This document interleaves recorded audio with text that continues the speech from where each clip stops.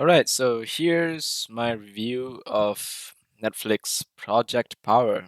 So once again, this is a spoiler review. If you haven't read the title properly, so Project Power was, I feel, a movie with a story with a lot of potential, a lot of unrealized potential, unfortunately.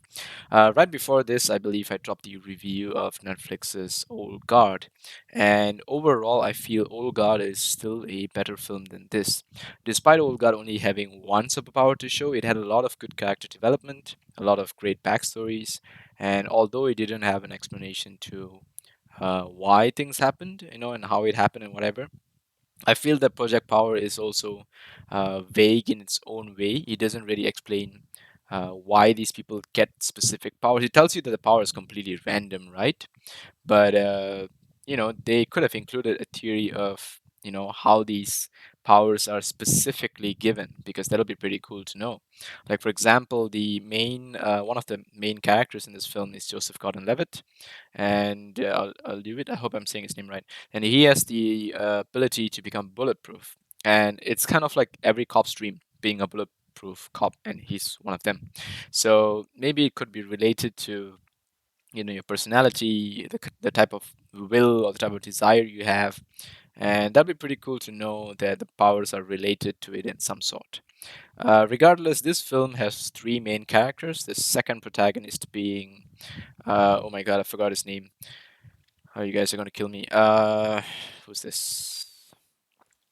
Let me Google it up before I die. Yep, probably did by now already. Jamie Foxx. Oh my god, how could I forget Jamie Foxx? And this guy is Jamie Foxx, and he, yeah, you guys probably know that. I'm dated. So he is one of the protagonists, and he is kind of like the cause of Project Power, because apparently he's one of the military soldiers who, this evil government organization once again do experiments on him, and he ends up, they're trying to create soldiers with superpowers. It doesn't really work out for him. But as it turns out, his daughter ends up becoming a person who whose genes can they contain DNA that allows these people to create the pills, which are used to give superpowers. These are the pills in their capsule containers, and these pills are distributed as some sort of drug trafficking, and they give people on the streets powers. At first, it seems like some kind of a story of a drug war, but later it turns out to be a story of this evil government organization are just doing experiments using random people on the streets. So by illegally dealing it to everyone, they get to run their experiments. Because in these pills are also microchips, and that way they can track what happened to these people, observe them, monitor them, and their ultimate goal is to make these powers, selectable and also permanent. And that's pretty much the plot of the film. There's nothing else to it.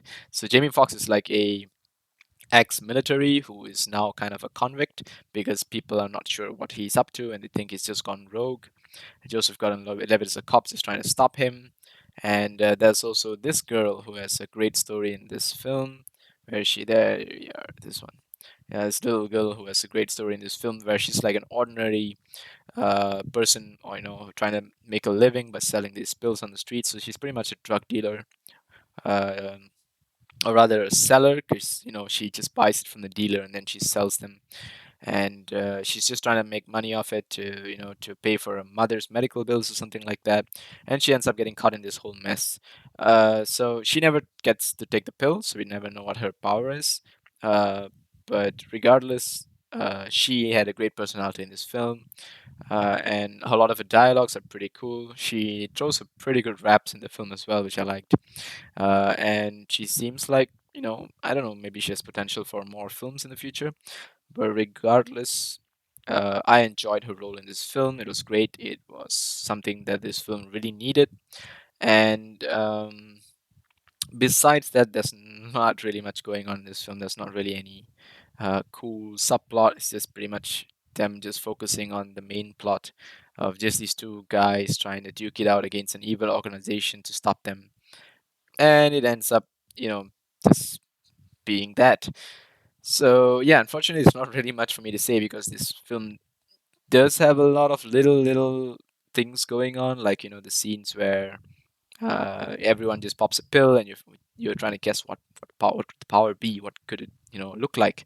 And as it turns out, not everyone's body is adapted to the power, so they do have some terrible side effects, and the pills don't really magically work for everyone. For some of them, they just explode because their body cannot handle the mutation that's given by the pill. So these pills apparently give the powers only for about 5 minutes, after which you can probably pop another pill. But some people tend to pop more than one pill to try to achieve more power, and then they get overdosed, and they just say they died of OD, which stands for overdose, and that's pretty much it. You don't really get anything else in that little subplot kind of thing. And also there are hints about how sorry, that's not a hint. That's actually an explanation given by one of the people creating Project Power on how these, powers are derived from animals in the wild, and humans apparently are gaining similar abilities. So the powers are cool in the sense where they're not overpowered. They're kind of pretty balanced. If you can thermoregulate and set, look like the Human Torch, you're actually still burning yourself to some extent. And similarly, there's someone else with ice powers who's also freezing themselves to some extent. So everyone is some kind of pro and con, but some of them get really lucky, like Joseph Gordon-Levitt. His power makes him bulletproof, but does not give him any negative side effects in any way. Uh, so yeah, it's just still a film. Like, you could have taken out the powers altogether, and the film would have still stood as a bad film of just a cop, just trying to go after this rogue military guy who's actually good, like every other film. And there's a little girl who's caught up in the middle of all of this, who turns out to be the us kind of thing, to relate to these bigger, larger characters. And yeah, it's just the power is like another layer to that story of drug dealers and whatever. And in the end, I feel this is a bad film, if you ask me. But nonetheless, it was a good attempt. And we would like more films like this, but probably made better in the future. So yeah, it loses to the old guard. Nonetheless, just another film for Netflix to throw out while we're all stuck in, fighting a pandemic.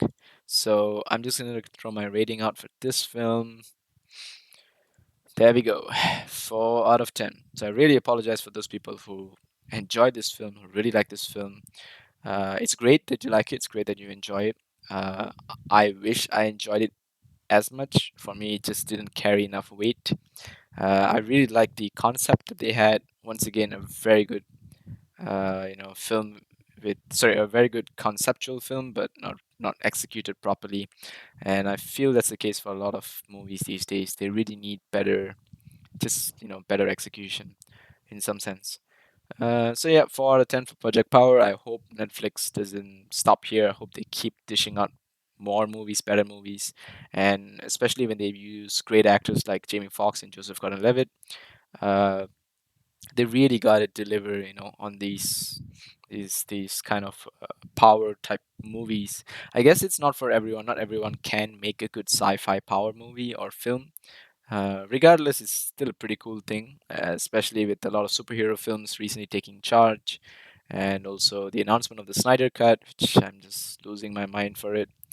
So, yeah, hope you guys have a great weekend checking out this film as well, and that's about it from me. Adios.